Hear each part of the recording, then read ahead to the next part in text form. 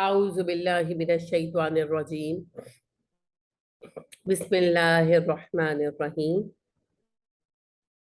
رب اشرح لی صدری ویسر لی امری واحلل عقدۃ من لسانی یفقہوا قولی واجعل لی وزیرا من اہلی رب زدنی علما رب زدنی علما رب زدنی علما آمین۔ بسم اللہ الرحمن الرحیم۔ السلام علیکم ورحمۃ اللہ وبرکاتہ۔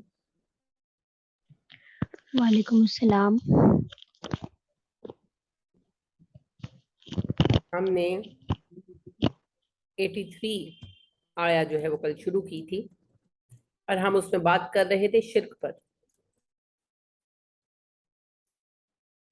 اللہ فرماتے ہیں وَإِذْ أَخَذْنَا مِيثَاقَ بَنِي إِسْرَائِيلَ لَا تَعْبُدُونَ إِلَّا اللَّهَ، جب ہم نے پختہ وعدہ لیا بنی اسرائیل سے اس بات پر کہ تم اللہ کے سوا کسی کی عبادت مت کرنا۔ پہلا عہد تھا اللہ کے ساتھ شرک نہ کیا جائے، کسی چیز کی طرف نبی کریم صلی اللہ علیہ وسلم ہمیشہ بلاتے رہے۔ یہی ترقی کا راستہ ہے اور یہی زوال کی وجہ۔ نبی کریم صلی اللہ علیہ وسلم نے فرمایا اے گروہ قریش، ایک بات کی طرف تمہیں بلاتا ہوں، اگر تم اس بات کو قبول کر لو گے تو رب کعبہ تمہیں عرب کا حاکم اور عجم کا بادشاہ بنا دے گا۔ بولو کیا قبول کرو گے؟ سارے بڑے بڑے سردار موجود تھے، ابو طالب کے پاس آئے بیٹھے تھے، آپ کی تبلیغ کا ابتدائی زمانہ تھا، تو یہ بحث چل رہی تھی کہ بھئی بہت تنگ کر رکھا ہے تمہارے بھتیجے نے، سمجھاؤ۔ مین وائل نبی کریم صلی اللہ علیہ وسلم آ گئے اور یہ بات کہی۔ سب بڑے بڑے سردار تھے، عتبہ بن ربیعہ، ولید بن مغیرہ، عاص بن وائل، ابو جہل، ابو لہب، سبھی بیٹھے تھے۔ کہنے لگے کیوں نہیں کریں گے، ہم ایسی بات کیوں قبول نہیں کریں گے؟ آپ صلی اللہ علیہ وسلم نے کہا تو بس پھر قبول کر لو، لا الہ الا اللہ۔ سب اٹھ گئے، یہ لا الہ الا اللہ اتنا بھاری ہے، ہم پر بھی بھاری ہے، اسی لیے ہم ایکسپٹ نہیں کرتے۔ آپ کے یہاں تو عقیدے یہ پائے جاتے ہیں، فلاں صاحب جو ہیں وہ فلاں دربار پر حاضر ہوئے تو انہیں حکومت مل گئی، جی پرویز مشرف جو ہے وہ انڈیا گئے نا تو وہ اجمیر سے ہو کر آئے تو جی گورنمنٹ دے دی اجمیر سرکار نے ان کو۔ بے نظیر صاحبہ کی جب حکومت سیکنڈ ٹائم گئی، وہ جو بابا کے پاس جاتی تھی، وہ جو ڈنڈے مارتے تھے، تو انہوں نے بلایا، جی وہ جا نہیں سکی، تو اگلے دن گئی تو ناراض ہو گئے تو حکومت چھن گئی۔ یہ تو عقیدے ہیں ہمارے، یہ تو عقیدے ہیں۔ بابا فرید گنج شکر نے آسمانی بجلی کو لوٹے میں بند کر رکھا ہے، جب وہ نکلنے کے لیے زور لگاتی ہے تو کڑکڑ ہوتی ہے، تو جب آسمانی بجلی کڑکے تو پکارو یا فرید گنج شکر، یا فرید گنج شکر، انا للہ و انا الیہ راجعون۔ اتنا بجلی پر قابو ہے بھائی، تو پاکستان کا مسئلہ ہی حل کر دیں باباز۔ امت مسلمہ کی سہولت سے بڑا کون سا نیک کام ہو سکتا ہے؟ عجیب کہانی ہے، اور مصیبت یہ ہے کہ سب مانتے ہیں۔ اگر گوالے جو ہیں وہ داتا صاحب کے عرس کے موقع پر دودھ نہیں چڑھائیں گے تو ان کے جانور جو ہے دودھ دینا بند کر دیں گے۔ سارے پنجاب سے گوالے دودھ چڑھاتے ہیں، بلکہ سندھ وغیرہ سے بھی آتے ہیں۔ کہانیاں اور شرک، سب شرک۔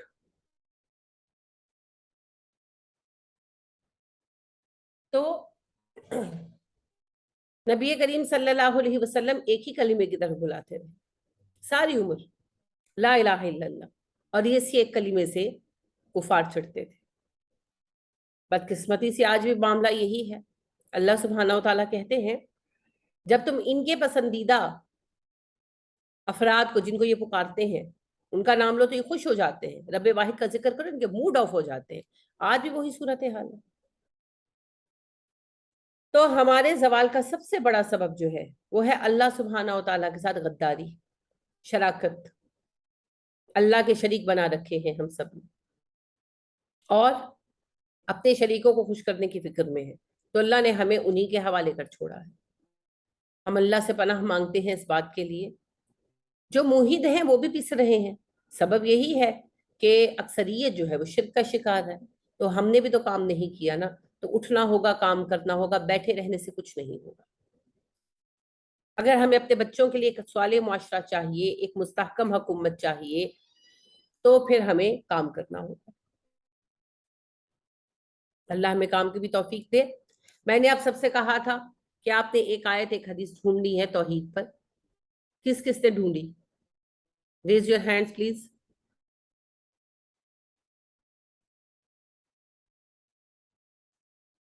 چلے،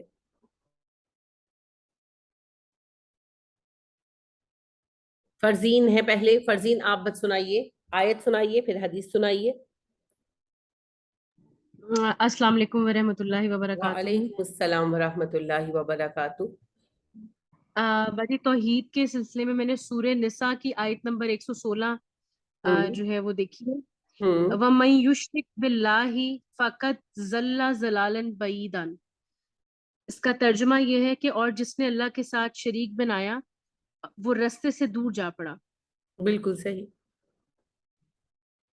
اور حدیث جو ہے بخاری مسلم کہ رسول پاک صلی اللہ علیہ وسلم نے فرمایا کہ کبیرہ گناہ جو ہے وہ اللہ تعالیٰ کے ساتھ کسی کو شریک ٹھہرانا ہے، اور والدین کی نافرمانی کرنا ہے، اور کسی کو بے گناہ قتل کرنا ہے، اور جھوٹی شہادت دینا ہے۔ تو اس میں مجھے جو ہے وہ توحید کا یہ پہلا پارٹ مل گیا تھا کہ کبیرہ گناہ میں سے ہے کہ اللہ تعالیٰ کے ساتھ کسی کو بھی شریک ٹھہرانا۔ سب سے بڑا کبیرہ گناہ جو ہے وہ شرک ہے۔ جی بالکل صحیح، بہت اچھا کام فرزین، اللہ آپ کو مبارک کرے۔ جی نبیلہ جزاک آپ اللہ۔ بتائیے۔ السلام علیکم ورحمۃ اللہ۔ وعلیکم السلام ورحمۃ اللہ وبرکاتہ۔ میں نے توحید کے معاملے میں جو ہے وہ سورۃ یوسف کی ایک آیت ہے اور ایک سورۃ رعد کی آیت ہے، میں سورۃ یوسف کی بتاتی ہوں۔ آرا یاد متفرقون خیر ام اللہ الواحد القہار، بھلا کئی جدا جدا رب اچھے یا یکتا و بڑا غالب اللہ۔ اس طرح سورۃ الرعد میں ہے کل اللہ خلق کل شیء وہو الواحد القہار، کہہ دو کہ اللہ ہی ہر چیز کا پیدا کرنے والا اور وہ یکتا و غالب ہے۔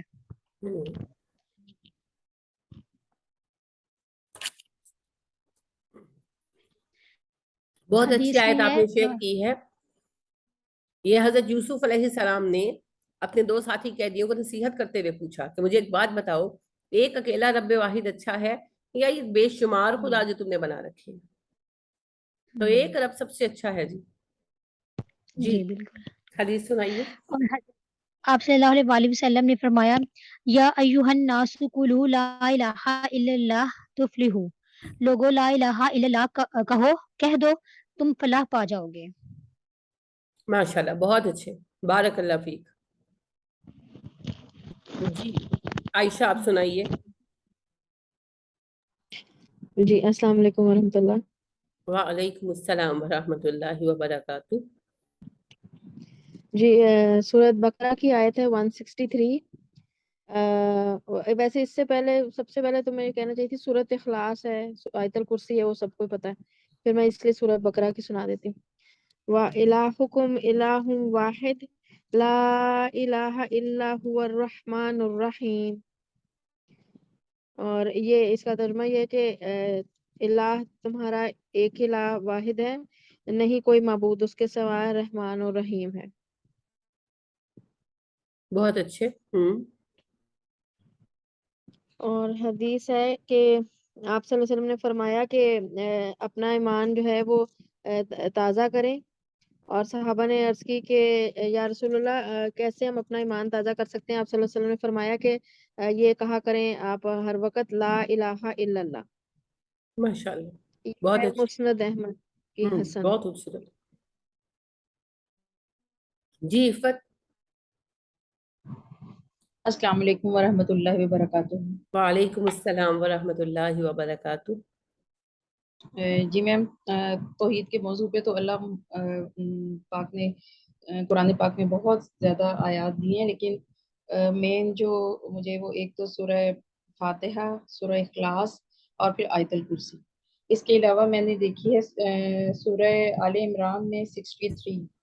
ایک میں نے ابھی جو عائشہ نے سنائی وہ میں نے دیکھی، اور ایک یہ 63 سورہ آل عمران کی ہے. وَمَا إِلَٰهٍ إِلَّا اللَّهُ وَإِنَّ اللَّهَ لَهُوَ الْعَزِيزُ الْحَكِيمُ. اور اللہ کے سوا کوئی معبود نہیں، اور بے شک اللہ ہی غالب ہے، حکمت والا ہے. اور حدیث میں یہ ہے کہ ایک صحابی ہر نماز میں سورہ اخلاص پڑھا کرتے تھے، تو نبی صلی اللہ علیہ وسلم نے ان سے پوچھا کہ آپ کیوں اس طرح پڑھتے ہیں، تو انہوں نے کہا کہ اس میں توحید کا بیان ہے اور مجھے اس سورت سے محبت ہے. تو آپ صلی اللہ علیہ وسلم نے فرمایا کہ یہی چیز تمہیں جنت میں لے کے جائے گی. بالکل صحیح، ماشاءاللہ، بہت اچھا کام کیا آپ سب نے، اللہ مبارک کرے. فیضا، آپ نے کوشش نہیں کی بیٹے؟ السلام علیکم میم. وعلیکم السلام ورحمۃ اللہ.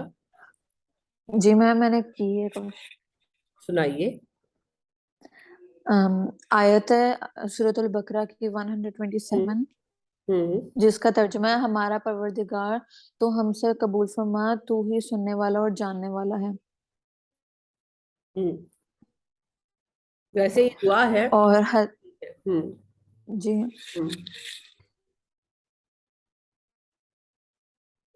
کوئی حدیث تلاش کی؟ جی، اور حدیث کا ترجمہ ہے جو کسی چیز کو اللہ کے ساتھ شریک کرتا ہے کرتا ہوا مرے وہ جنت میں داخل ہوگا، اور جو اللہ تعالیٰ کے ساتھ کسی چیز کو شریک ٹھہراتے ہوئے مرا وہ دوزخ میں داخل ہوگا. اچھی کوشش تھی آپ کی علیزہ، اللہ پاک آپ کو برکت دے، آمین. آپ سب نے بہت اچھا کام کیا جی، ماشاءاللہ. جب آپ پریکٹیکلی کام کرتے ہیں تو حق الیقین حاصل ہوتا ہے. قرآن مجید کا 1/3 موضوع جو ہے وہ توحید ہی ہے، اور انبیاء کرام علیہ السلام، تمام انبیاء کرام علیہ السلام کا پیغام ایک ہی رہا ہے، اور وہ یہی ہے کہ اللہ ایک ہے، لا الہ الا اللہ. تو آج ہمارے زوال کی سب سے بڑی جو ریزن ہے وہ شرک ہے. ہر رنگ کا شرک ہے، ہر شکل کا شرک ہے جو ہمارے ہاں موجود ہے. تو ہمیں اس سے اپنا دامن بچانا ہے اگر ہمیں آخرت کی کامیابی چاہیے تو. اب آگے بڑھتے ہیں. اللہ فرماتے ہیں وَبِالْوَالِدَيْنِ إِحْسَانًا، اور والدین کے ساتھ احسان کرو. فرزین نے جیسے بھی آپ کو حدیث سنائی کہ نبی کریم صلی اللہ علیہ وسلم نے فرمایا کبیرہ گناہوں میں سب سے پہلے اللہ کے ساتھ شریک ٹھہرانا ہے، پھر والدین کی نافرمانی ہے، پھر کسی کا قتل کرنا ہے. تو بات یہ ہے کہ یہی ترتیب قرآن بھی بتاتا ہے. ایک اور حدیث میں آتا ہے کہ ابن مسعود رضی اللہ تعالیٰ عنہ کہتے ہیں میں نے پوچھا اللہ کے نبی صلی اللہ علیہ وسلم سے کہ اللہ کے نبی صلی اللہ علیہ وسلم سب سے بڑا گناہ کیا ہے؟ آپ نے فرمایا اللہ کے ساتھ شریک ٹھہرانا. میں نے پوچھا اس کے بعد؟ آپ نے فرمایا والدین کی نافرمانی کرنا. ایک اور حدیث میں یوں آتا ہے کہ میں نے پوچھا، وہ بھی ابن مسعود سے ہی ہے، کہ میں نے پوچھا کہ اللہ کے نبی صلی اللہ علیہ وسلم سب سے بڑی نیکی کیا ہے؟ آپ نے کہا اللہ کے ساتھ کسی کو شریک نہ ٹھہرانا. اور میں نے پوچھا اس کے بعد؟ تو آپ نے کہا والدین کے ساتھ احسان کرنا. وہی ترتیب آپ یہاں بھی دیکھ رہے ہیں. توحید کے بعد اگلی بات آ رہی ہے وَبِالْوَالِدَيْنِ إِحْسَانًا. دیکھیں جب کوئی بندہ اپنے رب کی بندگی کرے گا صرف، تو پھر نماز، روزہ، زکوٰۃ تو وہ خود ہی فکر کرے گا نا، وہ تو اس کے اندر ہی کور ہو گیا. اب بات آ گئی معاملات پر، انسانی زندگی کے معاملات پر. اللہ کی طرف فرض کیا ہے؟ اللہ کے ساتھ شریک نہ ٹھہرائیں اور اللہ کی بندگی کریں. جب بندگی اللہ کی کریں گے تو اس میں نماز، روزہ، حج، زکوٰۃ، صدقات سب آ جائے گا. لہٰذا ہمارا ایک فرض اللہ کی طرف ہے، اپنے خالق کی طرف ہے، اور دوسرا فرض ہے ہمارا اپنے ساتھی مخلوقات کی طرف. تو ساتھ ہی اسی لیے اللہ پاک نے دوسرا چیپٹر کھول دیا وَبِالْوَالِدَيْنِ إِحْسَانًا، اور ہم نے حکم دیا والدین کے ساتھ احسان کرنے کا. ساتھی مخلوقات میں سب سے قریبی والدین ہیں، اور سب سے زیادہ حق بھی والدین کا. وجہ آسمان پر رب ہے اور زمین پر ماں باپ ہیں، جو ایک ایسے بچے کو جو اپنی مدد کے لیے کسی کو بلا نہیں سکتا، پال پوس کر جوان انسان بناتے ہیں. एक अनपढ़ बच्चा पैदा होता है ना, उसे कुछ इल्म नहीं होता, कुछ पता नहीं होता सिवाय अपनी जरूरियात के, उसे डॉक्टर, इंजीनियर सब कुछ बनाते हैं। और वो बच्चा जो है दुनिया में जो कुछ भी करता है उसका क्रेडिट बहरहाल वालिदैन को जाता है। वालिदैन ही उसे बनाते हैं, वो वालिदैन की वजह से बनता है। तो उन वालिदैन का हक सबसे ज्यादा है, सबसे ज्यादा। लिहाजा एक सहाबी ने नबी करीम सल्लल्लाहु अलैहि वसल्लम से जब पूछा कि मुझ पर सबसे ज्यादा हक किसका है, तो उन्होंने कहा तुम्हारी माँ का। फिर पूछा, आपने कहा तुम्हारी माँ का। फिर पूछा, आपने फरमाया तुम्हारी माँ का। चौथी दफा जब पूछा फिर किसका, तो आपने कहा तुम्हारे बाप का। इसी बिना पर यह माना जाता है कि माँ का हक बाप के हक से 3 गुना ज्यादा है।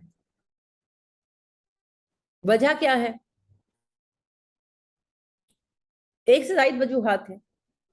एक तो माँ की अटैचमेंट बच्चों से ज्यादा होती है, माँ फिजिकल कुर्बानियां ज्यादा देती है, पैदाइश में भी, पालने में भी। फिर माओ के दिल भी ज्यादा नाजुक होते हैं ना, और माँ डिपेंडेंट भी ज्यादा होती है। अब्बा के हाथ में तो लाठी होती है ना, दौलत की, पैसे की। और अब्बा जो है वो आम तौर पर नॉर्मली बच्चों पे डिपेंडेंट नहीं होते। तो ये सारी रीजंस हैं जो माँ का हक ज्यादा कर दिया गया।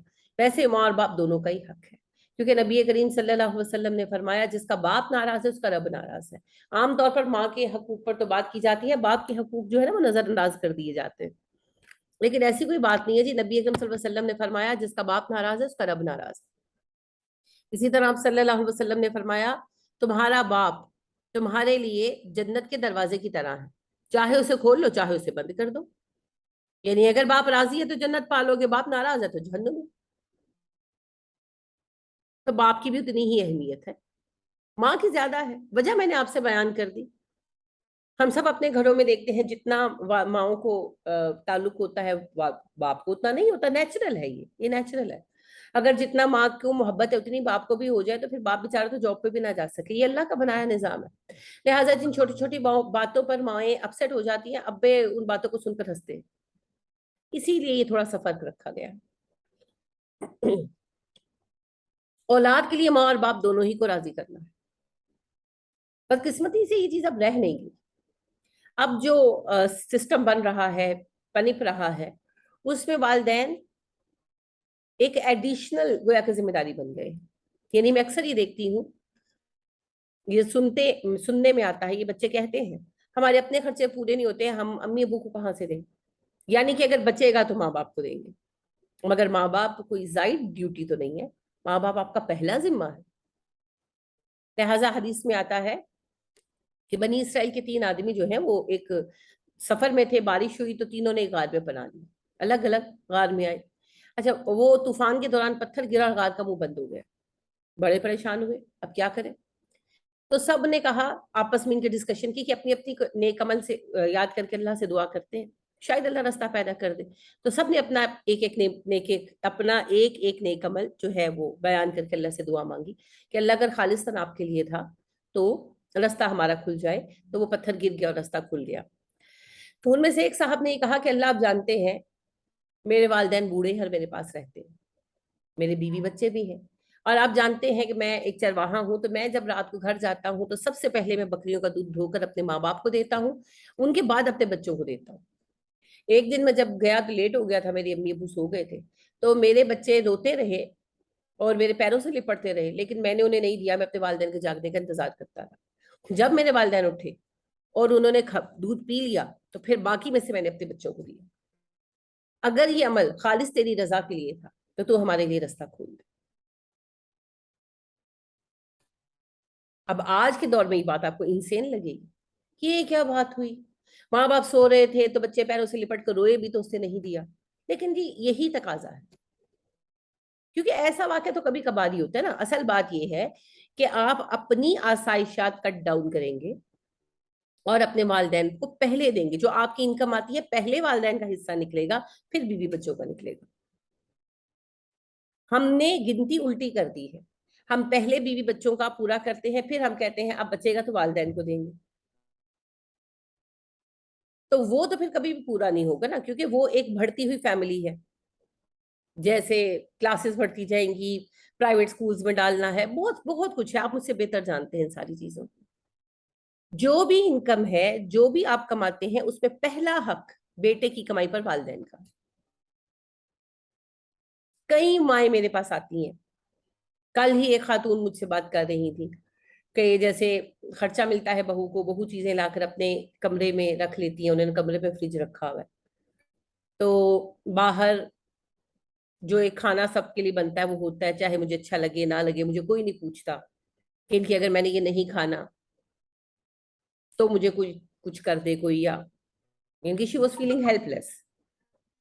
तो इनको कहती मैं क्या करूं, मैंने कहा मैं क्या आपको कहूं, ये बहुत ही आजमाइश का जमाना है। बहुत कम औलादे हैं जिन्हें अपने वालिदैन की खिदमत की तौफीक मिलेगी, बहुत कम औलादे, और वो बहुत खुश नसीब है, बहुत खुश नसीब है, लेकिन वो बहुत कम होंगी। वालिदैन बेसिकली, अनफॉर्चुनेटली ऐसा है इस वक्त में कि वालिदैन बोझ बन गए हैं। मैं एक ऐसी भी फैमिली को जानती हूँ कि 4 बहुएं हैं, 4 बेटे हैं, डेफिनेटली 4 किचन है, सबके किचन अलग अलग है, और चारों बहुएं सास ससुर को खाना देने को तैयार नहीं है, यानी उनकी जिम्मेदारी उठाने को तैयार नहीं है। तो बेटों ने एक मेड रख ली है अम्मा अब्बा के लिए, जो उनको खाना बना कर देती है। बहुत अच्छा किया बज़ाहिर, लेकिन बात यह है कि क्यों है ऐसा? 4 बेटे हो, 4 बहुएं हो, और जाहिर बात है सबके आगे 3-3 4-4 बच्चे हो, और एक बुजुर्ग औरत और एक बुजुर्ग मर्द जिसके घर में रह रहे हैं, घर भी उनका है, उनको आप रोटी नहीं दे सकते, आप उनको केटर नहीं कर सकते। क्यों? क्योंकि हम ये भूल गए हैं कि बूढ़ा हमने भी होना है। वो एक पंजाबी कहानी है, उर्दू में भी खैर बयान की जाती है, कि एक अम्मा जो है उनकी कमर झुकी हुई थी, कमान बनी हुई थी, तो बच्चों ने छेड़ा, कहने लगे अम्मा ये कमान कहाँ से खरीद के लाई है? अम्मा कहने लगी बेटे फिक्र ना करो, वक्त आने पर सबको खुद ही मिल जाती है। तो ये बेबसी जो है ना, ये डिपेंडेंसी जो है, कि इतना इंसान बुजुर्ग हो जाता है कि उसके लिए ये भी पॉसिबल नहीं रहता कि उठ के अपने लिए रोटी पका ले, तो ये बेबसी सभी पे आनी है, इससे कोई बचा हुआ नहीं है। हम ये भूल जाते हैं, और हम ये भी भूल जाते हैं कि हम अपने वालिदैन के साथ जो कर रहे हैं, सास ससुर भी माँ बाप है ना, बदकिस्मती से हमारे यहाँ ये कॉन्सेप्ट ही नहीं है, सास ससुर भी माँ बाप है। तो सास ससुर के साथ हम जो कर रहे हैं, और जो बेटे भी कर रहे हैं, वो बेटे बेटियां वो देख रहे हैं ना, कल को बड़े होकर वो भी वही करेंगे, और उससे ज्यादा बढ़कर करेंगे, क्योंकि हमने उन्हें एजुकेट कर दिया है। हो सकता है वो भी आपके लिए कोई अच्छा सा मुलाजिम रख ले, हो सकता है, बल्कि हो नहीं सकता, आप देखेंगे कि अगले कुछ सालों में पाकिस्तान में ओल्ड होम्स तेजी से बनेंगे, क्योंकि औरतें भी जॉब करती हैं, मर्द भी जॉब करते हैं। दूसरी बात, ये नजरिया बहुत तेजी से फैलाया जा रहा है, जिसमें बड़े नामवर उलमा शामिल हैं कि जी बहू पर सास ससुर की कोई जिम्मेदारी नहीं है। अब उस सब का नतीजा ये है कि वालिदैन को कौन देखे? कोई भी नहीं देख सकता। अब जॉब पर तो जाना है, कमाना तो है, लिहाजा नतीजा क्या होगा? कैसे जिंदगी को सेट किया जाए? सिर्फ एक ही तरीका है, वालिदैन को माइनस किया जाए, क्योंकि अब उनकी जरूरत नहीं रही ना, सिंपल बात है, अब उनकी जरूरत नहीं रही, लिहाजा फिर ओल्ड होम्स बनेंगे, सड़कों पे तो नहीं छोड़ सकते। और सबसे पहले इसका शिकार ये यही नस्ल होगी जो आज बैठकर अपने बड़ों की बेबसी का तमाशा देखती है। मेरी बात कड़वी है, मगर ये बात सच है। चूंकि मेरे पास खवातीन आती हैं, मुझे एक खातून ने कहा, और सच्ची बात है मुझे बहुत तकलीफ हुई उनके जुमले से, कहने लगी कि टीचर एक बात कहूं। मैंने कहा कहें। कहने लगी बच्चों की शादी करके ना वालिदैन को मर जाना चाहिए। वो मेरी सबसे सीनियर स्टूडेंट है एज वाइज। बहुत तकलीफ हुई मुझे इनकी बात से, बहुत तकलीफ हुई। उनके शोहर सरकारी मुलाजिम थे, उनको पेंशन आती है, पैसे होते हैं उनके पास, मगर पैसा हर चीज नहीं होता। वो कपड़ा अच्छा पहनती हैं, ठीक है, लेकिन कोई ना कोई ऐसे रवैयों में तलखियां हैं, कोई गम तो है ना जो उन्होंने ऐसा कहा। एक समझदार औरत होते हुए वो अपने टाइम में ग्रेजुएट है माशाल्लाह, بڑا اچھا قرآن پڑھتی ہیں سب. تو کوئی ریزن تو ہے, کوئی غم تو ان کے دل کو ہے نا. اور میں بتاؤں آپ کو غم کیا ہے؟ عدم توجہ. بچوں کے پاس ٹائم نہیں ہے, شکلیں نہیں دکھاتے کئی کئی دن تک, حال تک نہیں پوچھتے, پاس نہیں بیٹھتے. اور اگر آپ گلا کریں کہ بھئی آپ نے تو پوچھا ہی نہیں, تو کہتے ہیں آپ کو جو ضرورت تھی کہہ دیتے, ہم کر دیتے. ضرورت کی بات نہیں ہوتی, محبت کی بات ہوتی ہے, رشتے کی بات ہوتی ہے. اور رشتے کا تعلق ہوتا ہے ایسوسیشن کے ساتھ, ایک دوسرے کے ساتھ جڑنے کے ساتھ. بدقسمتی سے سب سیگریگیٹ ہوتے جا رہے ہیں, اور بچوں کو یہ لگتا ہے کہ بس ٹھیک ہے, ہم نے کھانا دے دیا, کپڑا دے دیا, تو ہم نے والدین کی ضرورت پوری کر دی. نہیں, سب سے زیادہ ضرورت ہوتی ہے محبت کی. اب بچے کو, جب بچے ہوتے ہیں, اور آپ میں سے اکثر جو ہیں وہ مائیں ہیں, تو آپ دیکھیں کہ کھلانے پلانے کے سوا کیا اسے ایموشنل اٹیچمنٹ کی ضرورت نہیں ہوتی؟ کتنا پیمپر کرتے ہیں آپ. تو جب والدین بوڑھے ہو جاتے ہیں, وہی پیمپرنگ انہیں بھی ریکوائرڈ ہوتی ہے, لیکن بدقسمتی سے ان کے لیے, ان کے پاس کسی کے لیے ٹائم نہیں ہوتا. تو یہ وہ خانہ ہے جی جو بہت ہی زیادہ خالی ہوتا جا رہا ہے. ہم پچھلی صدی کی وہ آخری نسل ہے جو اپنے بڑوں کے ساتھ جڑی ہوئی ہے. اگلی نسل میں خال لوگ ملیں گے جو بڑوں کے ساتھ جڑے ہوئے ہوں گے اور بڑے خوش نصیب ہوں گے. یہ میں بڑی سنجیدہ بات کہہ رہی ہوں آپ سے. ہم مریں گے تو پچھلی صدی کے اور صدیوں سے چلی آتی وہ روایتیں ہیں جو پچھلی صدی تک قائم تھی, وہ ہمارے ساتھ مر جائیں گی. اب تو صرف خدا خوفی ہوگی تو کوئی والدین کی خدمت کرے. نبی کریم صلی اللہ علیہ وسلم اپنے ممبر کی سیڑھیاں چڑھ رہے تھے, 3 سیڑھیوں پر, 3 بار آپ نے آمین کہا. صحابہ نے بعد میں پوچھا تو آپ نے 3 ریزنز بتائیں. میں صرف ایک ایڈریس کروں گی اس وقت. آپ صلی اللہ علیہ وسلم نے کہا جبرائیل میرے پاس آئے اور انہوں نے مجھے کہا جس کے ماں باپ دونوں یا ان میں سے ایک زندہ ہو, بوڑھا ہو چکا ہو, اور وہ ان کی خدمت کر کے جنت حاصل نہ کر سکے, اس پر اللہ کی اور رسول کی اور ساری دنیا کی لعنت ہے, سب لعنت کرنے والوں کی لعنت ہے. اور میں نے کہا آمین. اب دیکھیں, پیغام اللہ نے بھیجا, لے کر جبرائیل آئے, اور آمین کون کہہ رہا ہے؟ پیارے نبی صلی اللہ علیہ وسلم. باقی کیا بچا؟ اب یہ لعنت کون سمیٹے گا اس وقت میں؟ اور سمیٹ رہے ہیں لوگ, آپ دیکھ رہے ہوں گے, آپ کے ارد گرد بھی ایسے والدین ہوں گے, ایسے لوگ ہوں گے. تو والدین کے ساتھ احسان کا رویہ ہوگا. احسان کیا ہے جی؟ احسان مبالغہ ہے جی حسن کا. اچھا حسن ہوتا ہے نا, اچھی چیز. احسان اس کا مبالغہ ہے, رحمان کے وزن کا. شدید بہترین سلوک, بیسٹ سلوک جو آپ کر سکتے ہیں, بہترین سلوک. اب وہ بہترین سلوک کیا ہے یہ آپ کو خود ڈیسائیڈ کرنا. ٹھیک ہے, بات کریں تو بہترین کریں, بہترین خدمت کریں, بہترین ساتھ دیں, بہترین اطاعت کریں. تو والدین کے ساتھ بہترین سلوک, حسین ترین سلوک. اب جیسا کہ میں نے کہا, وہ حسین سلوک کیسے ہوگا یہ آپ کو خود پتا ہونا چاہیے. بہت آسان ہے, اپنے آپ کو رکھ کر دیکھ لیں کہ اگر میرے ساتھ میرا بچہ ایسا کرے تو مجھے کیسا لگے گا. سمپل ہے, بہت سمپل. جب بچیوں کو کبھی ہوتا ہے نا کہ ہم نے ساس کی بات نہیں ماننی یا نہیں سننی یا ہمیں بوجھ لگ رہی, ہوتی ہیں ایسی باتیں, انسان ہے. جب کبھی ہو تو یہ سوچے کہ اگر یہ رویہ جو آپ اپنی ساس سے کر رہی ہیں, اگر آپ کی بھابھی آپ کی ماں کے ساتھ کرے تو کیسا لگے گا. ایک دفعہ رکھ کر سوچے, خود بخود آپ کو سمجھ آ جائے گی کہ آپ کیا کر رہے ہیں.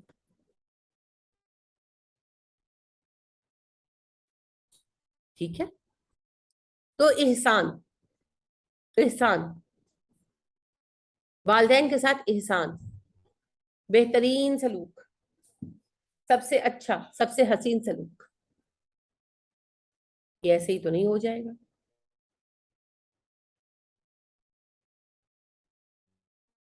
اس کے لیے حوصلہ چاہیے, برداشت چاہیے, اور محبت چاہیے.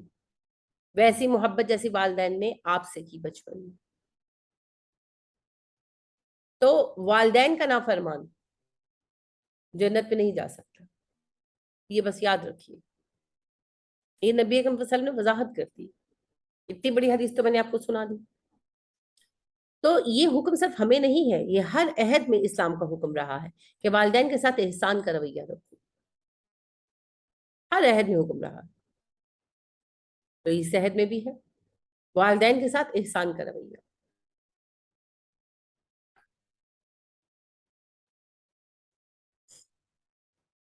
تو ہمیں یہ سب سمجھنا ہوگا، غور کرنا ہوگا، اور اپنے آپ کو ہمیں درست کرنا ہوگا۔ آپ کو پتا ہی ہے اللہ پاک نے کہا کہ والدین کے سامنے اف بھی مت کہو، اف بھی۔ اور ابن عباس رضی اللہ تعالیٰ عنہ اتنی خوبصورت بات کہتے ہیں، وہ کہتے ہیں اگر اف سے چھوٹا کوئی لفظ ہوتا ہے نا، آپ کو پتا ہے اف بہت چھوٹی بات ہے، آپ کو چوٹ لگتی ہے آپ کہتے ہیں اف، سب سے ہلکا اظہار ہے ناپسندیدگی کا یا تکلیف کا۔ تو ابن عباس رضی اللہ تعالیٰ عنہ کہتے ہیں اگر اف سے چھوٹا کوئی ناپسندیدہ لفظ ہوتا نا، ناپسندیدگی کے اظہار کا کوئی اف سے چھوٹا لفظ ہوتا نا، اللہ اس کو بھی والدین کے لیے منع کر دیتے۔ یہ ہے والدین کا مقام جسے ہم بھولے ہوئے ہیں۔ تو یہ ہمیں سوچنا ہے، اپنے آپ کو امپروو کرنا ہے۔ اگر ہم یہ چاہتے ہیں کہ ہمارے بچے کل ہمارے فرما بردار بنے، تو ہم اپنے والدین کے فرما بردار ہو جائیں۔ یہاں پر ایک بات یہ بھی ہے کہ سم ٹائم والدین بد مزاج ہوتے ہیں، بوڑھے ہو جاتے ہیں، بعض اوقات شروع سے ہی ہوتے ہیں۔ انسان کیسا ہے اس پہ بہت کچھ اس کے حالات کا مندخل ہوتا ہے۔ اچھا بعض اوقات ایسے نہیں ہوتے بد مزاج، مگر بوڑھے ہو جاتے ہیں، ہر وقت شکایت کرتے ہیں، ہر وقت بد سلوکی کرتے ہیں، ناراض رہتے ہیں۔ کوئی بات نہیں، آپ صبر کریں، آپ صبر کریں، اور یاد رکھیں یہ آپ اپنے فیوچر کے لیے انویسٹ کر رہے ہیں۔ آج آپ اپنے والدین کی بدسلوکی کو بھی سہ جائیں گے، کل آپ کے بچے آپ کی بدسلوکی سہ جائیں گے۔ آج اگر آپ پلٹ کر اپنے والدین کو جواب دیں گے، کل آپ کے بچے پلٹ کر آپ کو 10 گنا جواب دیں گے۔ سمپل ہے، بالکل سمپل۔ تو والدین کے ساتھ احسان کا رویہ ہونا ہی چاہیے، کہ ہماری دنیا کے لیے بھی اچھا ہے اور ہماری آخرت کے لیے بھی۔ اور ذی القربہ رشتہ داروں کے لیے، قریبیوں کے لیے۔ قربہ کون ہوتے ہیں؟ جن سے کوئی قرابت کا رشتہ ہوتا ہے، قرابت دار، عزیز، رشتہ دار۔ کون ہے قرابت دار جی؟ بہن بھائی ہیں، چچا، پھپھو، خالہ، ماموں، سارے آ جاتے ہیں، قریب سے لے کر دور تک سب رشتہ دار۔ کہ رشتہ داروں کے ساتھ بھی سلوک کیسا ہونا چاہیے؟ احسان کا۔ ہم ان کے ساتھ برابری کا نہیں کرتے، نہیں کرنا چاہیے۔ وہ مجھ سے نہیں ملے گا تو میں اس سے نہیں ملوں گا، یوں نہیں ہوگا۔ ہمیں احسان کا رویہ رکھنا، سمجھ رہے ہیں نا آپ؟ احسان ہوتا ہے اگلا ڈیزرو کرے یا نہ کرے مگر آپ دے۔ تو ہم یہ نہیں کر سکتے کہ وہ نہیں ملے گا میں نہیں ملوں گا، وہ بات نہیں کرے گا میں بات نہیں کروں گا، ایسے نہیں ہوگا، ٹیٹ فور ٹیٹ نہیں ہوگا۔ ہمیں احسان کا رویہ رکھنا ہے، ہمیں ملنا ہے۔ لہٰذا ایک صحابی نے نبی کریم صلی اللہ علیہ وسلم سے سوال کیا کہ اللہ کے نبی صلی اللہ علیہ وسلم، کیا صلہ رحمی یہ ہے جو مجھے ملے میں اس سے ملوں، جو نہ ملے میں اسے چھوڑ دوں؟ آپ نے فرمایا نہیں، صلہ رحمی یہ ہے جو تم سے ملے اس سے ملو، اور جو نہ ملے اس سے بھی ملو۔ ہوتا ہے نا بعض اوقات بعض لوگ بد مزاج ہوتے ہیں، ایسے ان کے بد مزاج ہوتے ہیں کہ آپ گئے ہیں تو وہ مل رہے ہیں، آپ نہیں گئے تو وہ نہیں آتے آپ کی طرف، تو برا لگتا ہے دل میں۔ لیکن آپ پھر بھی ان سے ملے، موقع پر ملے، لیکن ملے۔ اسی طرح ایک اور صحابی نے کہا اللہ کے نبی صلی اللہ علیہ وسلم، میرے رشتہ دار بڑے بد مزاج ہیں، میں ان کے ساتھ حسن سلوک کرتا ہوں، ان پہ پیسے خرچ کرتا ہوں، ان کی خیر خواہی کرتا ہوں، مگر وہ ہمیشہ پلٹ کر مجھے اذیت دیتے ہیں۔ آپ صلی اللہ علیہ وسلم نے فرمایا اگر وہ سچ ہے جو آپ کہہ رہے ہیں تو آپ ان پر جو مال خرچ کرتے ہیں سب جہنم کی آگ ہے، لیکن آپ ان کے ساتھ تعلق جوڑ کر رکھیں۔ یعنی انہوں نے کوشچن کیا نا آخر میں، وہ ایسے کرتے ہیں تو کیا میں انہیں چھوڑ دوں؟ آپ نے کہا نہیں، جو آپ کہہ رہے ہیں اگر وہ سچ ہے تو جو کچھ آپ ان پر خرچ کرتے ہیں ان کے لیے جہنم کی آگ ہے، انہیں سزا ملے گی، لیکن آپ نہیں چھوڑیں گے۔ تو دیکھیں یہ ہے صلہ رحمی۔ آج تو ذرا سی باتوں پر ہم رشتے توڑ کے بیٹھ جاتے ہیں۔ رشتے توڑنا آسان ہے، سائڈ پر ہونا آسان ہے، رشتے نبھانا مشکل ہے۔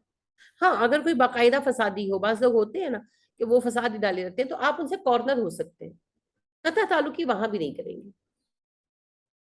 قطع تعلقی تو یہ ہے کہ سلام دعا ہی نہ کرنا، بلانا ہی نہیں، بات ہی نہ کرنا، وہ تو حرام ہے، وہ کسی کے ساتھ بھی نہیں ہوگی۔ البتہ اگر آپ کے قریبی جو رشتہ دار ہیں ان میں قریبی سے مراد میں ذیل قربا کے معنی میں کہہ رہی ہوں، جو آپ کے رشتہ دار ہیں، کوئی بھی رشتہ دار، ان میں سے کوئی ایسا ہے جو فسادی ہے اور واقعی وہ فساد ڈالتا ہے اور زندگی مشکل کرتا ہے، تو آپ اس سے تھوڑا دور ہو سکتے ہیں، کولڈ شولڈر دے سکتے ہیں، لیکن قطع تعلقی اسلام میں جائز نہیں، اور رشتے احسان کے ساتھ نبھائے جاتے ہیں، ٹھیک ہے؟ تو پھر احسان کو اپنا شعار بنائے نا، اپنی عادت بنائے. مشکل ہے لیکن جنت کے اعلیٰ درجات بھی تو چاہیے نا. دیکھیں پھر احسان کرنے والوں کے لیے تمغہ کیا ہے؟ ان اللہ یحب المحسنین، اللہ احسان کرنے والوں سے محبت کرتا ہے. تو پھر اتنا بڑا مقام پانے کے لیے یہ تو قربانی دینی پڑے گی. ہے قربانی، ہے مشکل کام ہے، میں بالکل مانتی ہوں، یعنی ایون مجھے بھی سم ٹائم مشکل لگتا ہے جب کوئی مسلسل آپ کو ہرٹ کر رہا ہے، آپ کی ایگو کو ہرٹ کر رہا ہے، کوئی مسلسل نیگیٹو رسپانس دے رہا ہے، تو ڈیفینیٹلی مشکل ہوتا ہے، لیکن تبھی تو اس کا اتنا زیادہ مقام ہے.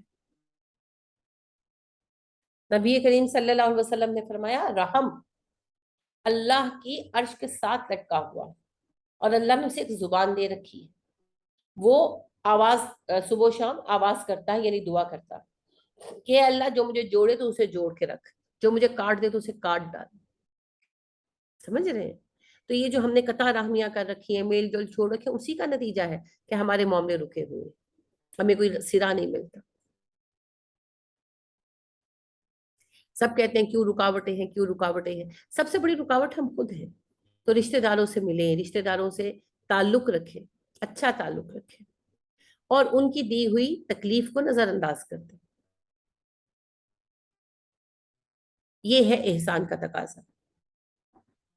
اور میں پھر وہی کہہ رہی ہوں، مشکل ہے، میں بالکل نہیں کہہ رہی یہ کام آسان ہے، لیکن جنہیں پھر اعلیٰ مقامات چاہیے ہوتے ہیں وہ امتحان دیتے ہیں مشکل. وَالْيَتَامَى، اور یتیموں کے ساتھ بھی احسان کا رویہ. یتیم کون ہے؟ یتیم وہ نابالغ لڑکا یا لڑکی ہے جن کے والدین فوت ہو جائے. ہمارے یہاں تو کوئی 50-60 سال کا بھی ہو اور اس کے والدین فوت ہو تو ہم کہتے ہیں یتیم ہو گیا. نہیں، یتیم صرف وہ نابالغ بچے بچیاں ہیں جن کے والدین فوت ہو جائے، والد فوت ہو جائے، یعنی کہ جن کا باپ فوت ہو جائے. تو یتیم کا بہت حق ہے کیونکہ ظاہر ہے اس کی لک آفٹر کرنے والا کوئی نہیں ہوتا. تو یتیم کے ساتھ بھی احسان کا رویہ، اس کی اصلاح کے لیے جو بہتر ہو وہ کیا جائے. عام طور پر ہمارے یہاں یہ سمجھا جاتا ہے کہ یتیم کے ساتھ بس محبت کرنی ہے. اتنی محبت کرتے کہ اسے بگاڑ دیتے ہیں، اسے عضو معطل بنا دیتے ہیں. نہیں، ان کی ویسے ہی تربیت کریں جیسے آپ اپنے بچے کی تربیت کرتے ہیں. کبھی پیار، کبھی ڈانٹ، ایک بیلنس شخصیت بنائے اسے. ٹھیک ہے؟ تو یتیم کے لیے وہ کریں جو اس کے لیے بہترین ہے. والمساکین، اور مسکینوں کے ساتھ بھی حسن سلوک، احسان کا رویہ مساکین کے ساتھ. مساکین کون ہے؟ مسکین وہ ہے جو اپنی ضروریات کو پورا کرنے پر قدرت نہیں رکھتا. جائز ضروریات، تعیشات کی بات نہیں ہو رہی، ضروریات کی بات ہو رہی. تو جو محنت کرتا ہے، کماتا ہے، لیکن اس کی انکم اس کے ضروری اخراجات سے کم ہے. تعیشات تو کسی کے بھی پورے نہیں ہو سکتے، لگژریز کی بات نہیں ہو رہی، نیڈز کی بات ہو رہی.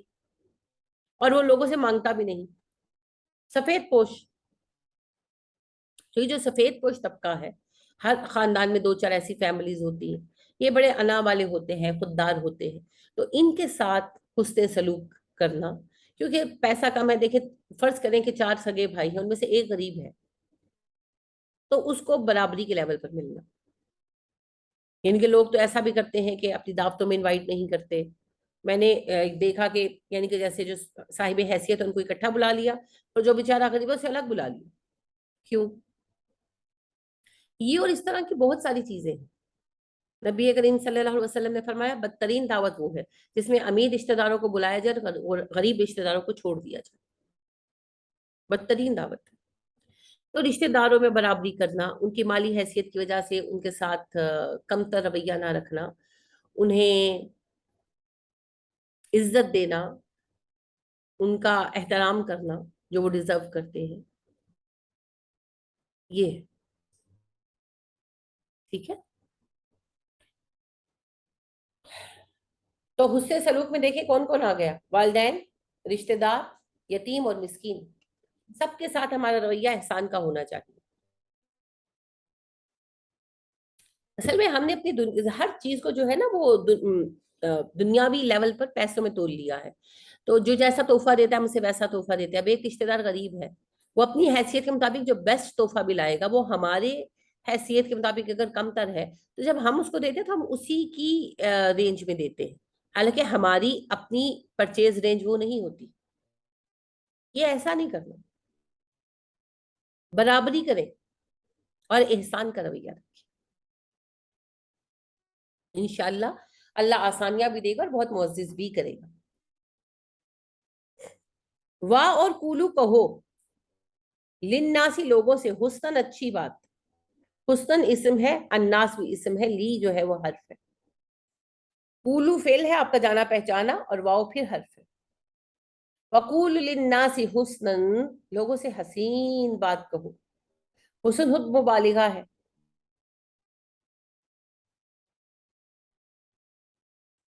بہترین بات کہو لوگوں سے.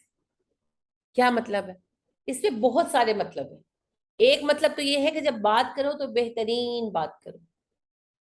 گھٹیا بات کرنا, فحش بات کرنا, لغو بات کرنا, دل دکھانے والی بات کرنا ضرورت ہی نہیں ہے, کیونکہ جو بھی ہم بات کہتے ہیں وہ ہمارے نامہ عمل میں لکھی جاتی ہے نا. تو ذرا سوچیں کہ ہم اپنے نامہ عمل میں کیا لکھوا رہے ہیں. تو بہترین چیزیں لکھوائیں, بہترین چیزیں لکھوائیں. دوسرا اس کا ایک اور پہلو ہے,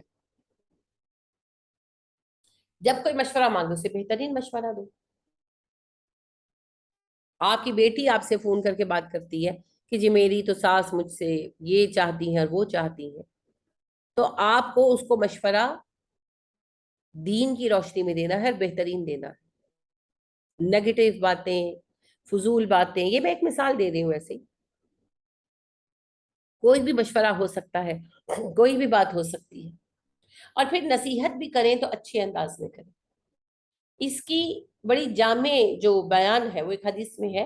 نبی کریم صلی اللہ علیہ وسلم فرماتے ہیں, تم میں سے جو اللہ پر اور آخرت پر ایمان رکھتا ہے اسے چاہیے اچھی بات کرے ورنہ چپ رہے. نچوڑ ہے اس آیت کا. اگر اللہ پر اور آخرت پر ایمان رکھتا ہے, اگر وہ مومن ہے, اچھی بات کرے یا چپ رہے.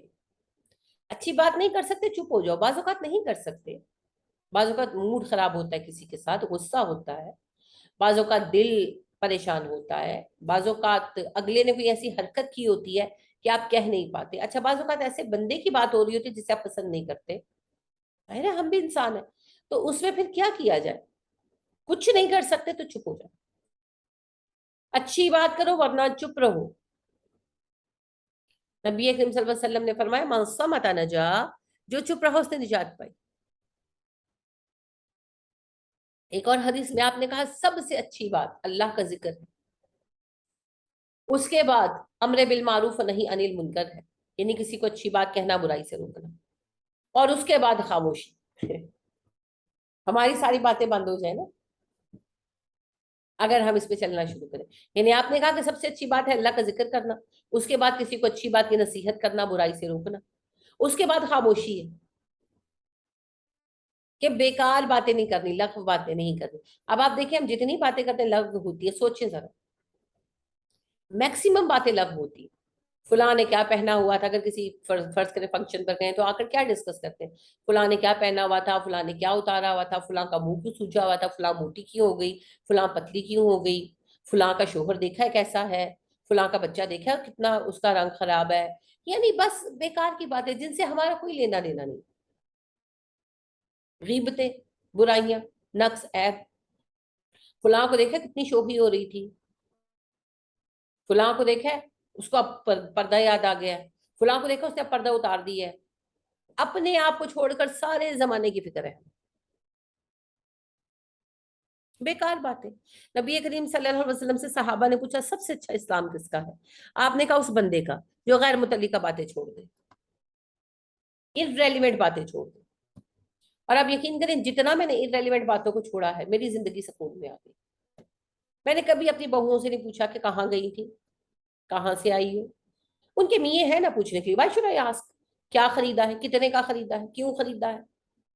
ان کے میے ہیں پوچھنے کے لیے. irrelevant بات ہے نا, کرنا تو انہوں نے تب بھی وہی ہے جو انہوں نے کرنا ہے. मैं अपनी पोटेंशियल भी वेस्ट करूं, मैं अपना टाइम भी वेस्ट करूं, और मैं उनके दिलों में गिरा भी बांधूं अपने लिए नाराजगी की कि भाई जो काम करो सास को तो एतराज ही रहता है। मुझे मसला ही क्या है? कोई मसला नहीं। दूसरों के जोड़े छोड़े, जिनके जब मैंने इस हदीस पर जितना अमल किया, जितना मैं कर सकी, मुझे अपने जोड़े याद नहीं रहते। जब इनके सीजन चेंज होता है तो निकालते हैं ना, तो अच्छा ये भी था, जेन्युइनली, क्योंकि इररिलेवेंट बात है ना। हम दूसरों के गिन गिन कर बैठे होते हैं, उन्हें अन्य जोड़े बनाए फिर लेंगे। या तो आप अगले को नसीहत करें ना, अच्छे तरीके से, उम्दा उम्दा तरीके से नसीहत करें, अच्छी तरह से बात समझाएं कि फजूल खर्ची ना करो, वो बात तो सही है। लेकिन बैठकर खाली बातें करने के लिए ना, टेबल टॉक के लिए, वो तो इतने कपड़े बनाती हूँ, तो इतने जूते बनाती हूँ, तो क्या जरूरत है? आपको क्या टेंशन है? हिसाब भी उसने देना है। अगर वो जोड़े ज्यादा बनाती है तो हिसाब भी उसी को देना है, आपको थोड़ी देना। अगर उसने जूते खरीदे हैं, हिसाब भी उसने देना है। शोहर के पैसे उड़ा रही है, हिसाब भी उसने देना है, शोहर को भी देना है, अल्लाह को भी देना है। आपका क्या मसला है? कोई मसला नहीं। ये मैं एक छोटी सी मिसाल दे रही हूँ, क्योंकि ये घर की आम मिसाल है ना। बाकी पूरी जिंदगी इस पर ले जाए। हमारी पूरी जिंदगी, यानी आजकल सारी जिंदगी घर वालों पे बातें कर लो, लोगों पे बातें कर लो, कुलीग्स की बातें कर लो, और उसके बाद फिर सेलिब्रिटीज की बातें कर लो। उसने फलाना ड्रेस पहना है, वो मोटी हो गई है, वो पतली हो गई, उसका फिर उसके साथ चल रहा है, उसने उस तलाक ले लिया, उसने बच्चा अडॉप्ट कर लिया। तो भाई हमें क्या, हमें क्या? अच्छा सबका पता है, एक अपना नहीं पता। नमाज पढ़ी कि नहीं पढ़ी, कुरान को याद किया कि नहीं किया, आदतें अच्छी हो रही हैं कि बुरी हो रही हैं, अल्लाह के करीब जा रहे हैं कि दूर जा रहे हैं, अपने आप को चेक करने का टाइम ही नहीं मिलता। दूसरों की चेकिंग से तो फारिग हो ले। अल्लाह के बंदो छोड़ दो सारा कुछ, हर इररेलेवेंट बात छोड़ दो, हर इररेलेवेंट, सिर्फ रेलिवेंट बातों के साथ जोड़ो, हर इररेलेवेंट बात छोड़ दो, तब जाकर आप लोगों के साथ हसीन बात कर पाए। तो जब लोगों से बात करें, अच्छी बात करें, बुरी बात करनी नहीं है। जब बुरी बात नहीं करनी, तो फिर बातें भी महदूद हो जाएंगी और चीजें भी बेहतर हो जाएंगी खुद ब खुद। इसी का नाम है वकूल लिन्नासि हुस्ना। ये एक जुमला है बज़ाहिर, मगर ये एक पूरा नजरिया है जिंदगी गुजारने का, एक पूरा तरीका है जिसे हमें अपनाना होगा। नबी करीम सल्लल्लाहु अलैहि वसल्लम से एक अंसारी सहाबी ने सवाल किया, अल्लाह के नबी सल्लल्लाहु अलैहि वसल्लम, आप भी किसी चीज से डरते हैं? आप सल्लल्लाहु अलैहि वसल्लम ने फरमाया हाँ, और अपनी जुबान को हाथ से पकड़कर कहा, अपनी जुबान से। उन्होंने अर्ज किया, अल्लाह के नबी सल्लल्लाहु अलैहि वसल्लम, क्या हमारी बातों पर भी हमारी पकड़ होगी? आप सल्लल्लाहु अलैहि वसल्लम ने फरमाया, तुम्हारी माँ तुम्हें खोए, डपट है ये अरबी की, बातों की वजह से तो लोग ऊंधे मुंह जहन्नुम में गिराए जाएंगे। और इसमें सबसे ज्यादा हम शामिल हैं, क्योंकि पहले तो फिर किसी को बात करने के लिए किसी से मिलना पड़ता था। अब तो भाई मोबाइल जो है उन्होंने मुसीबत डाली हुई है, मोबाइल कॉल्स, चैट, व्हाट्सएप, बस लगे रहो हर वक्त। तो फरागत मिल जाए तो उसे पॉजिटिव कामों में गुजारा करें, अपने आप को इन बेकार कामों से दूर कर लें। कोई क्या कर रहा है हमें से कोई फर्क नहीं पड़ता। अगर आपके, फर्ज करें हम खवातीन हैं, सास बहू का रिश्ता होता है ऐसा, जिससे मैं मिसाल दे रही हूँ कि अगर आपकी बहू या आपकी सास या आपकी भाभी या आपकी नंद, जिससे भी आपको मसला है, वो दुनिया की सबसे नेक औरत हो जाए तो आपको कोई नफा नहीं मिलना, और अगर वो दुनिया की सबसे बदकार औरत हो जाए तो आपको कोई नुकसान नहीं होने वाला, कोई नुकसान नहीं होने वाला। तो क्या जरूरत है हमें कि हम अपने आप को उन कामों में उलझाएं जिन कामों से हमें कोई नफा नहीं मिल रहा। नफा बख्श काम करें, क्योंकि हम दुनिया में अपने आप को अहल, जन्नत का अहल साबित करने के लिए आए हैं। एक एक लम्हा कीमती, हम इम्तिहान दे रहे हैं, पेपर दे रहे हैं। पेपर करते हुए हम कैसा फोकस हो जाते हैं ना, जब कभी इम्तिहान होता है दुनिया का, पेपर देने जाते हैं तो हम एक लम्हा जाया नहीं करते, नहीं करते ना, यानी कि पसीना बह रहा होता है हम उसे भी साफ नहीं करते कि दफा करो, एक सेकंड जाया होगा। जेन्युइनली ऐसा होता है। पेंसिलें भी पहले तराश के रखते हैं, पेनों में इंक भर के रखते हैं कि उस टाइम कुछ ना करना पड़े। अच्छा हम इंतहा ये है कि पेपर पर लाइंस, मार्जिन ड्रॉ नहीं करते, लाइंस नहीं खींचते, पेपर को फोल्ड करके एक वो कर लेते हैं हल्की सी निशानदेही मार्जिन के लिए कि भाई टाइम वेस्ट होता है, हम क्यों लकीरें लगाएं बैठकर, दफा करो। بس ویسا ہی فوکس چاہیے. دنیا میں بھی امتحان کے لیے آئے ہیں تو فوکس کیجیے, ادھر ادھر کی باتوں میں پڑھنے کی ضرورت ہی نہیں. تو لہٰذا زبان کو قابو میں رکھنا ہے, بات کریں تو بہترین بات کریں ورنہ چپ رہے. وَأَقِيمُوا الصَّلَاةَ, اور نماز قائم کرو. ٹھیک ہے, یہ تاکید آ گئی ہے. اس کا مطلب یہ نہیں کہ نماز ان سب کے بعد آتی ہے. جب اللہ کی بندگی مان لی تو پھر نماز, روزہ, زکوٰۃ تو ساتھ ہی آ گیا. یہ پھر تاکید آ رہی ہے کہ ان چیزوں کے اوپر استقامت کے لیے کیا کرو, اقیموا الصلاۃ, نماز قائم کرو. منافقت کا علاج یہی ہے نا, بیکاری کا علاج یہی ہے. ان الصلاۃ تنہی عن الفحشاء والمنکر, نماز بے حیائی سے اور بری باتوں سے روکتی ہے. تو بری باتوں سے روکنے کے لیے نماز قائم کرو. وآتوا الزکاۃ, زکوٰۃ ادا کرو.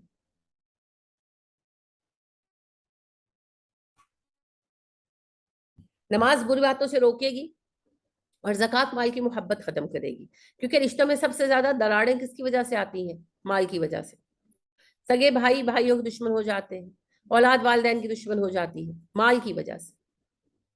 اسی لیے اللہ سبحانہ و تعالیٰ نے زکوٰۃ کو لازم کیا, اور پھر یہاں بیان کیا کہ زکوٰۃ ادا کرو تاکہ دل سے مال کی محبت ختم ہو اور تم اپنے رشتوں کو توجہ دے سکو, اپنے رشتوں کے لیے خالص ہو سکو. اب دیکھ لیں, یہ پورا سائیکل ہے, یہ موٹے موٹے اصول ہیں. جو یہ کام کریں گے انشاءاللہ وہ سکسیسفل ہو جائیں گے. یہی احکامات بنی اسرائیل کو تھے, دیکھ لیں یہی احکامات ہم کو ہے. کون سا حکم ہے جو ہمیں نہیں ملا؟ ان میں سے سارے ملے ہوئے, مگر بدقسمتی سے ہم نے بھی سب کچھ چھوڑ دیا. تو جب چھوڑ دیا تو اللہ نے ہمیں ہمارے حال پہ چھوڑ دیا. اگر ہم چاہتے ہیں کہ ہم پھر اللہ کی محبوب قوم بن جائیں, پھر اللہ ہم پر مہربان ہو جائیں, تو ہمیں اپنے آپ کو بدلنا ہوگا. ثم پھر تولیتم, تم پھر گئے, اللہ سوائے قلیلاً, تھوڑے لوگوں کے, منکم, تم میں سے, پھر تھوڑے لوگوں کے سوا تمہاری اکثریت پھر گئی اس عہد سے. یہود سے کہہ رہے ہیں اللہ, تھوڑے لوگوں کے سوا اکثریت پھر گئی. اب دیکھ لیں آج ہمارا بھی یہ حال نہیں, تھوڑے لوگوں کے سوا اکثریت پھر نہیں گئی. توحید پر بہت کم لوگ ہیں, نماز پر بہت کم لوگ ہیں, رشتہ داریاں جوڑنے میں بہت کم لوگ فعال ہیں. ہاں, زکوٰۃ دینے والوں کی ایک بڑی تعداد ابھی بھی ہے. تو خود سوچیں, یہود کی کوتاہیاں بیان اس لیے ہوئی تھی کہ ہم وہ کوتاہیاں نہ کریں. تو ذرا اس آئینے میں اپنے آپ کو تو دیکھیں, ہم من حیث القوم ہم کہاں کھڑے. تو اللہ فرماتے ہیں کہ تھوڑے لوگوں کے سوا تم سب پھر گئے اس عہد سے. تم مغردون, تم ہو ہی اعراض برتنے والے, تم پھر جانے والے ہو, تم نے منہ پھیر ہی لینا تھا. عین را زواد جو ہے روٹ ہے اس کی, اس سے اعراض بھی بنتا ہے. اعراض کا مطلب ہوتا ہے منہ پھیر لینا. عرض بھی بنتا ہے جس کا مطلب ہوتا ہے سامنا کرنا, پیش ہونا. ٹھیک ہے, تو یہ پھر ڈیپینڈ کرتا ہے کہ اعراض ہے یا عرضہ ہے. جیسے اعراضہم کا لفظ آپ نے پڑھا قصہ آدم و ابلیس میں, وَأَعْرَضَهُمْ فِي الْمَلَائِكَةِ, ان چیزوں کو پیش کیا فرشتوں کے سامنے. ٹھیک ہے, تو عرضی کو عرضی اسی لیے کہتے ہیں کہ آپ درخواست سامنے پیش کرتے ہیں. تو موریزون اسی سے ایراز, ایراز برتنا, منہ پھیر لینا.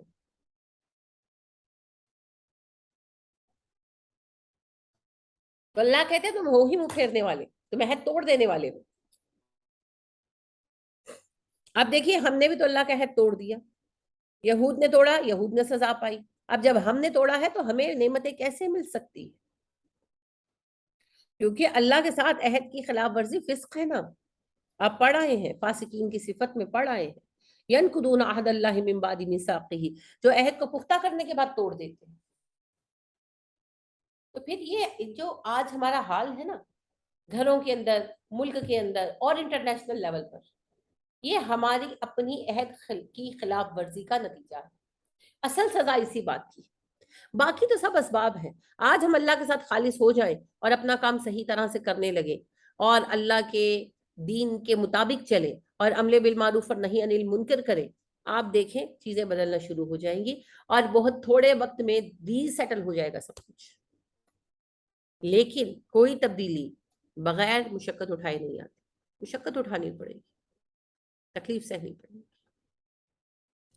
سادہ سا اصول ہے, کوئی مانے یا کوئی نہ مانے.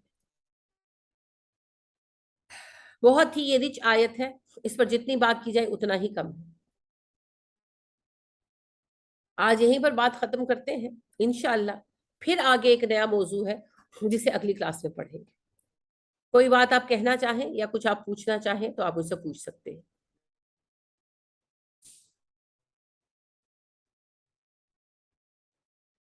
جی السلام علیکم. وعلیکم السلام. میں یہ پوچھنا چاہ رہی تھی، آپ نے کہا عرضی بھی اس سے بنتی ہے مورزون والی، اور منہ پھیرنا اعراض بھی، دونوں اس کے میننگ بنتے ہیں؟ جی جی ایک بالکل. کا مطلب ہے منہ پھیرنا اور ایک کا روٹ مطلب جو ہے ہے نا، پیش. اس کی روٹ ہے عین را ضاد. اس روٹ سے مصدر بنتے ہیں. جی آپ کو یاد ہے اس میں مصدر، اس میں مشتق ہم نے کیے ہوئے، اس میں جامد اردو میں. اس میں مصدر وہ ہاں ہوتے ہیں جس جی سے بہت سارے لفظ بنتے ہیں. جیسے کھانا مصدر ہے، کھانا. اب اس سے پھر کھا لو، کھاتے ہیں، کھاؤ گے، سب لفظ بنتے ہیں.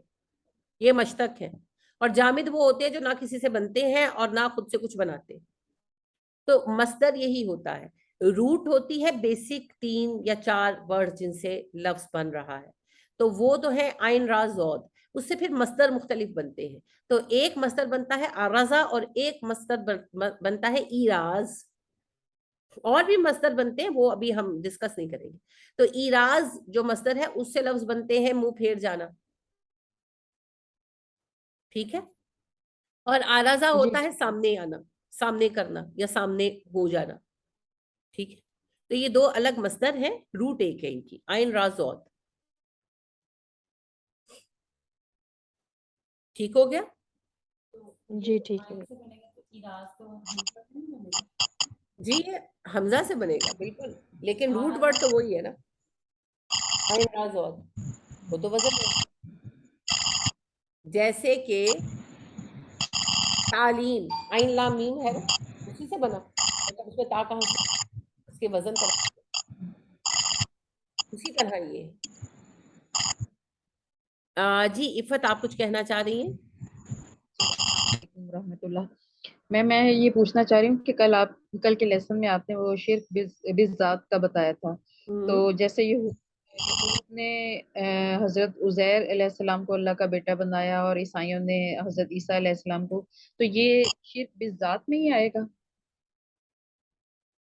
عزیر علیہ السلام کو سب یہود اللہ کا بیٹا نہیں مانتے، وہ یہود کا ایک خاص گروہ تھا. ٹھیک ہے. تو بہرحال ہاں، اگر کوئی ان کا بیٹا مانے، اللہ کا بیٹا کوئی کسی کو مانے، تو پھر یہ شرک بالذات ہو جائے گا. کیونکہ بیٹا کیا ہے، اولاد کیا ہے، اولاد ہماری ذات کا حصہ ہے نا. تو اگر کوئی اللہ کی اولاد مانے گا تو یہ شرک بالذات ہوگا. جزاک اللہ. اور ہمارے یہاں بھی سب نہیں، میں پہلے ہی واضح کر دوں، شیعہ جو سیکٹ ہے، ایک تو مین گروہ نا شیعہ، ہم سب کو شیعہ کہتے ہیں، فقہ جعفری. اب اس کے اندر بہت ساری قسمیں ہیں. جیسے سنیوں میں بہت ساری اب قسمیں ہیں، اسی طرح ان میں بھی بہت سارے آگے پھر گروہ ہیں. تو ایک ایسا سیکٹ ان کا بھی ہے جو حضرت علی کو خدا مانتا ہے. کہتے ہیں علی تو خود خدا ہے. جی یہ شرک بالذات ہو گئی. یہ شرک بالذات ہے. یہ شرک بالذات ہے. تو اگر کوئی خدا نہ خواستہ کسی کو خدا مانے یا کسی کو خدا کا بیٹا مانے تو وہ شرک بالذات ہوگا. اچھا جی، اور کوئی بات؟ چلیے پھر آج کا لیکچر جو ہے وہ ختم ہوتا ہے. کلاس تو بھی چلے گی. اللہ سبحانہ و تعالی آپ سب کو بہترین برکت عطا کرے. آمین. السلام علیکم ورحمۃ اللہ وبرکاتہ. وعلیکم السلام ورحمۃ اللہ وبرکاتہ. آج